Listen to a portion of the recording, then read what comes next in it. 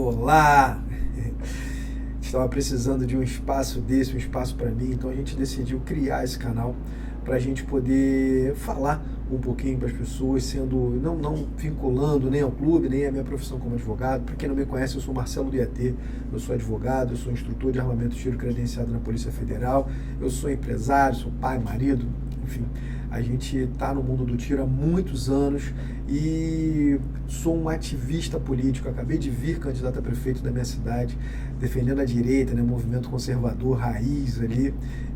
Então, assim, a gente precisava de um espaço para a gente poder falar sobre os mais diversos assuntos que estão acontecendo no nosso Brasil e a gente poder esclarecer, sentir na pele que a grande ruptura que a gente vai ter com o sistema é com a conscientização. Então a gente precisa falar, a gente precisa mostrar, e as redes sociais são perfeitas para isso. Então a gente vai trazendo aqui um pouquinho, a gente vai analisando algumas coisas, algumas notícias, a gente vai aprendendo um pouquinho também a mexer nessa tecnologia toda, mas eu tenho certeza que a gente vai crescer bastante. E essa semana, hoje é dia 25 de outubro, essa semana a gente teve uma semana violenta no Brasil, né? Anteontem a gente teve um tiroteio absurdo, um ataque terrorista, acho que não tem outra denominação, o governador Cláudio Castro falou muito bem, um ataque terrorista no Rio de Janeiro. Não que não seja diferente dos outros dias, mas acho que ontem tiveram vítimas, né? Então poucas das vezes a gente vê aquela troca de tiro, mas com uma repercussão tão grande, né? Com aquela fatalidade. Então a gente já vai começar a tratar desse assunto. Assim, eu vou externar os meus sinceros sentimentos a todos os familiares dessas vítimas.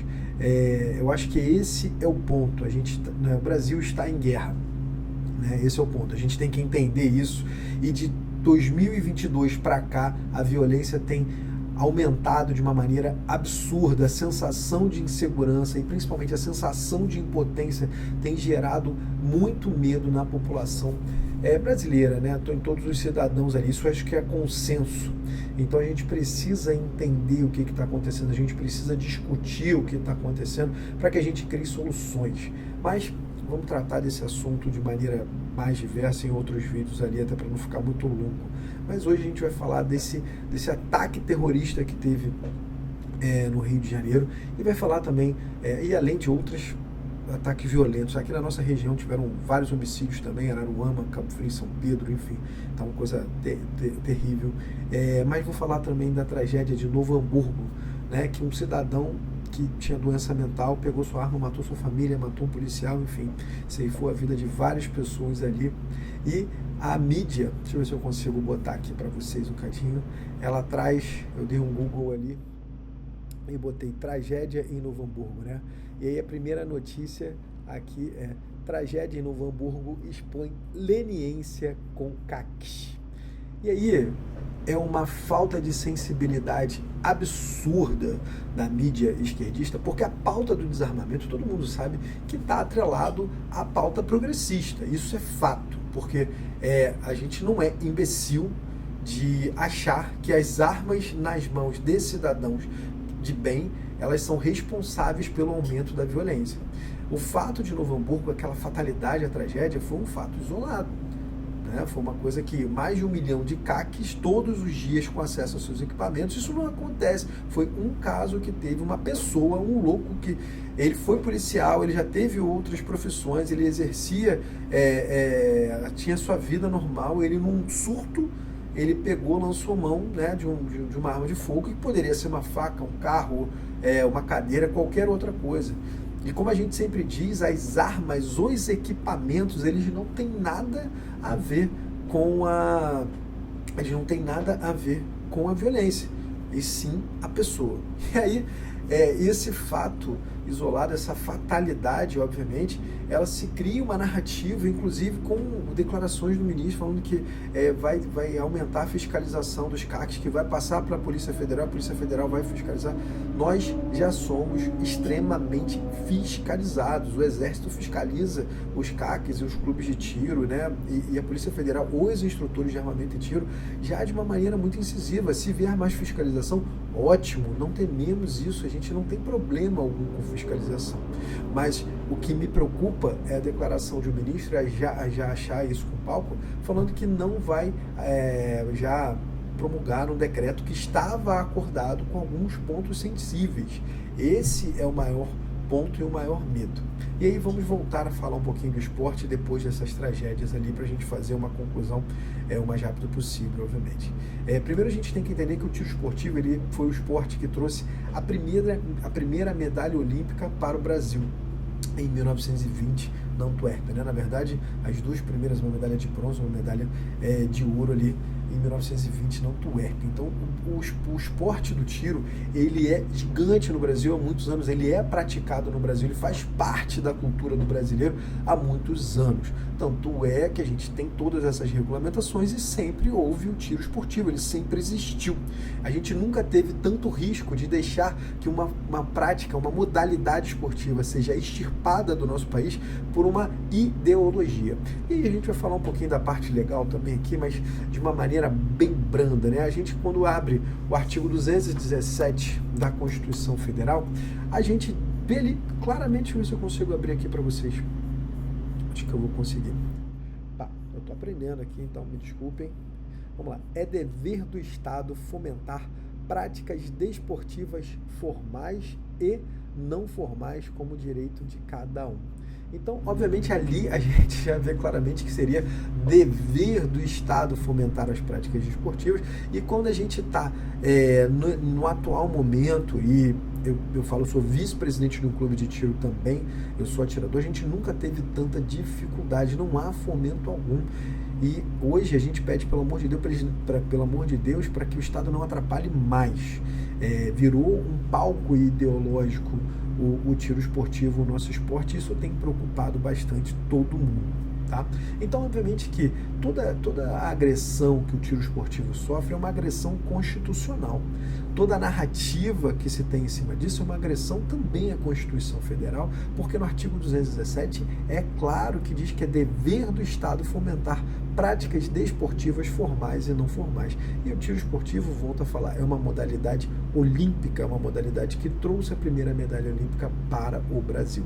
Então a gente não tem que discutir se é esporte ou não é esporte. Pelo amor de Deus, às vezes eu escuto uma atrocidade dessa, é incabível. Então, voltando a essas tragédias, então a gente teve essa tentativa da esquerda de tentar alinhar, né, usar palco, uma falta de respeito com as vítimas, uma falta de respeito com todo mundo. E parece que a pessoa que cometeu essa atrocidade, ela sofria de esquizofrenia, que é causa, obviamente, deve ser diagnosticado por um psiquiatra e tudo mais. Só para as pessoas entenderem, para uma pessoa comprar uma arma de fogo hoje, primeiro ela tem que ter 25 anos, depois ela precisa comprovar a idoneidade moral, ela não pode estar respondendo o processo ou ter sido condenado por um processo criminal. Depois ela também não pode, tem que comprovar ocupação lícita, residência fixa, enfim, todos os requisitos. A capacidade psicológica com laudo psicológico, se faz teste psicológico, não é a bancarrota, e sim uma capacidade técnica através de laudos de tiro. E psicólogos credenciados já à Polícia Federal e com instrutores de armamento e tiro também credenciados à Polícia Federal. Então, há uma burocracia gigantesca. E desde quando? Desde sempre. Desde 2003, com o Estatuto de Desarmamento, que vale aqui frisar que não foi alterado, a lei é a mesma, então sempre houve a permissão, desde 2003, a permissão legal está lá, né, que o direito da pessoa adquirir uma arma de fogo com os requisitos ali, objetivos inclusive, mas pauta de outro vídeo, que isso já foi amplamente discutido com diversas pessoas, mas isso sempre houve essa permissão. E agora, por uma ideologia, uma vontade democrática, uma usurpação do poder executivo, e aliás, vou vindo aqui falar, né, a gente já não tem essa harmonia de poderes há muito tempo, essa hipertrofia do poder judiciário, esse ativismo judicial, atrelado também esse crescimento, vamos lá, esse crescimento do poder executivo, nessas atrocidades legais que eles cometem, isso fragiliza a nossa democracia. E o tiro esportivo tem sido um grande exemplo disso. E aí vamos voltar aqui para as tragédias, para a gente completar nosso raciocínio rapidinho. E aí a gente tem, infelizmente, né, o tiroteio no Rio de Janeiro, a gente dando um Google rapidinho aqui, eu estou procurando em fontes abertas para a gente mostrar, e aí a gente vê vídeos que mostram desesperos de cena, né, de pessoas, etc, etc e tal. Eu acho que todo mundo conseguiu ver as atrocidades que estavam sendo cometidas, né, das atrocidades que estavam sendo cometidas ali, e aquele momento de desespero, pessoas morrendo, enfim, aquilo chocou o mundo inteiro. E aí eu vou fazer uma pergunta, vou concluir. Aquele tiroteio, será que a culpa são dos CACs também? Será que aquelas armas que foram utilizadas por traficantes, etc e tal, são armas utilizadas pelos CACs? Obviamente que não. Obviamente que não. Essas armas, elas vêm de diversas fontes. As armas dos atiradores desportivos nunca se inseriram nesse contexto. Se a gente for pegar índices, são baixíssimos os índices, menos de 0,04% de armas legais apreendidas. Então, essa narrativa, quando a gente transforma em números, essa narrativa, ela cai por terra. A arma do atirador desportivo, a arma do CAC, do colecionador, do atirador e do caçador, ela não é utilizada para... No tráfico de drogas, ela não é uma arma que é usada para o crime, não é essa a fonte, não é essa fonte que vem. Só que desarmar, em contrapartida, a técnica de desarmar a população sendo um teste de poder, e aí a gente faz um outro paralelo, que a arma no cidadão de bem, ela não impacta na segurança pública, isso é fato, ela vai impactar na segurança pessoal da pessoa, porque quando o cidadão lança a mão de usar uma arma para se defender, é que todas as outras políticas públicas de segurança falharam. Então ali é a última tentativa que aquela pessoa tem para sobreviver, para salvar a sua vida e a vida da sua família, né? Então, obviamente que a arma na mão do cidadão de bem, ela não impacta na segurança pública. Ao contrário disso, esse narcotráfico, né, o narcoestado que estamos vivendo, a DPF, esse ativismo judicial tem sim deixado a nossa população refém. E aqui eu estou me referindo à DPF 635, que impede os policiais de fazerem operações dentro das comunidades. Eu estou falando sim dessa insegurança jurídica que os nossos policiais sofrem todos os dias. Eu estou falando sim de decisões que a gente inverte valores botando os nossos policiais no banco dos réus. E eu dou parabéns aos policiais, tanto policial militar, policial civil, policial federal, os agentes como um todo da segurança pública, que mesmo diante dessas atrocidades absurdas, eles não desistem de cumprir diuturnamente o seu trabalho. Então, só para a gente concluir, não caiam nessa narrativa que armas dos CACs, elas trazem insegurança, que um atirador ele vai sair atirando em todo mundo. Cara, isso realmente não acontece. Infelizmente, o Rio de Janeiro, logo depois desse acontecido no Novo Hamburgo, deixou isso claro. Só que uma atrocidade que aconteceu pontualmente lá acabou aparecendo tanto quanto um ataque terrorista no Rio de Janeiro, e só que você não viu ministros, você não viu políticos, você não viu mais ninguém falando dos ataques terroristas, enquanto o governador Cláudio Castro foi lá pedir socorro ao governo Lula, pedir socorro também ao que as prefeituras façam o seu trabalho. Então, vamos deixar bem claro, vamos dividir todos esses temas ali. Vamos nos solidarizar com as vítimas, né? Nos solidarizar principalmente com os familiares das vítimas, para que a gente entenda. Vamos pensar como a gente vai resolver esse problema de segurança pública, que é um problema para todos. Mas tenho certeza que as armas dos CACs, elas não trazem insegurança. As armas dos CACs, dos atiradores, não impactam na segurança pública. O tiro esportivo, ele fomenta todas as coisas boas do esporte. Ele fomenta todos os princípios basilares que o esporte traz. Hierarquia, disciplina, dedicação, concentração.